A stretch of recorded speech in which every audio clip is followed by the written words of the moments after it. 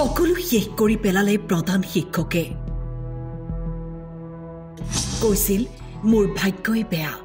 15 আগষ্টৰ দিনাই মৰ্মান্তিক ঘটনা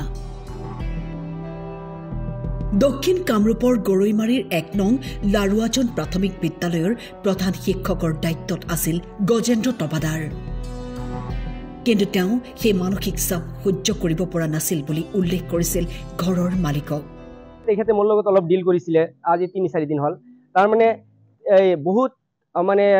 ট্ৰান্সফাৰৰ কাৰণে তেখেতে বহুত চেষ্টা কৰিছে কাৰণ মিউচুৱেল ট্ৰান্সফাৰ বিলাক হৈ আছে চৰকাৰে কৰি আছে দি আছে কিন্তু তেখেতে কৰি আছে যদিও তেখেতৰ হৈ থাকা নাই তে হৈ নাথাকিলে 2-3 বাৰকে এনেকৈ কৰিলে তেখেতে নহল সেই কথাটো মোৰ লগত ডিল কৰিলে ক'লে দাদা এনে কথা মোৰ ভাগ্যই বেয়া তেনেকৈ ক'লে তে মই বলো কি হ'ব দিয়ক আপুনি কৰি থাককচোন কি অসুবিধা আছে তাৰ পাছত ইতিমধ্যে তেখেতৰ কয় মোৰ হেড পোষ্ট মোক দিছে এতিয়া হেড পোষ্টটো মই চলাব নোৱাৰিম মই কত কি জামালা মই এইটো ইবিলা নোৱাৰিম তেখেতে ক'লে মই বি অফিসত মই কমপ্লেইন কৰিলো তাও না মানে বিও না মানে মই কি কৰো